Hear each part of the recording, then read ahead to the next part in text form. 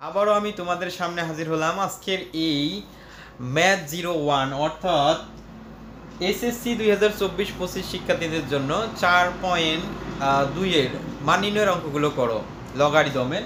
সেই লগারিদমের 4.2 এর যে অঙ্কগুলো আছে, একটা অঙ্ক আমি শুধু নিয়ে গেছি, ও নাম্বারটা, সেটা হলো log 5 of 3√5 ইন্টু √5।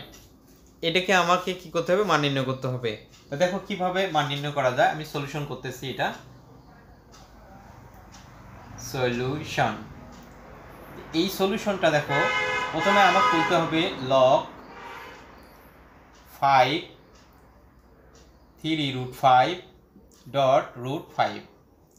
এখন আসি log 5, আমি এই ব্র্যাকেটের কাজ করব। এই 5 যেমন আছে আমরা রাখলাম, এইতে 3 আর রুট মানে কি 1/3 ডট, এই 5 যেমন আছে আমরা রাখলাম, তাহলে কি হবে? রুট মানে কত হবে? হাফ। এখন আসি, আমরা শিখছিলাম রুট মানে কি লেখা যায়? হাফ লেখা যায়।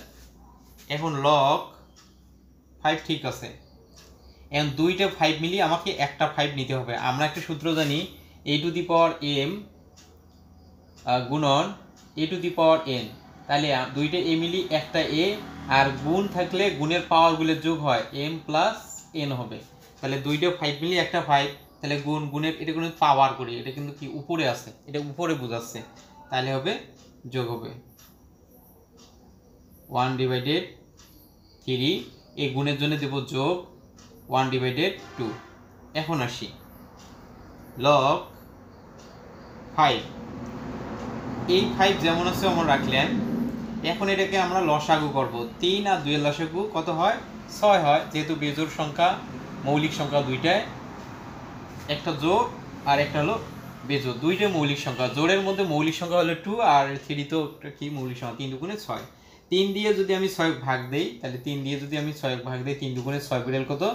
2। 2 দিয়ে যদি একক গুণ দেই, 2 অক্ষে 2। আবার 2 দিয়ে যদি 6 ভাগ দেই, তাহলে আমার আসতেছে 3 দুগুণে 6, তাহলে আমার পাইলাম কত? 3। এই 3 দিয়ে যদি আমি একক যদি গুণ দিই, তাহলে 3 অক্ষে কি হবে? 3। এখন দেখো log 5, তাহলে 2 আর 3 যোগ করলে কত হয়? 5। তাহলে এই 5 যেমন আছে অমন রাখলাম।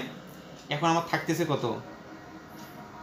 এই 5 যেমন আছে অমন রাখলাম, 2 আর 3 কত হয়? 5, আর নিচের মধ্যে থাকতেছে আমার কত? 6। তাহলে 1 2 3 তালা হয়ে গেছে। তাহলে এই জিনিসটা আমার কোথায় চলে আসবে? সামনে চলে আসবে। আমি ওই সাইডে যাই, তাহলে 5/6 ইন্টু থাকতেছে আমার log 5⁵ এটা মানে কি জানি? আমরা 1 জানি। তাহলে 5 ইন্টু 1 দিয়ে যদি এটা গুণ দেয়, এতকে এত, এটা হলো আমার কাঙ্ক্ষিত উত্তর। তো আশা করি তোমরা অঙ্কটাও বুঝেছো। পরবর্তী আমি এ ধরনের আরও লক্ষ্যসূচকের অঙ্ক নিয়ে হাজির হব। আজকে এই পর্যন্ত, আল্লাহ হাফেজ।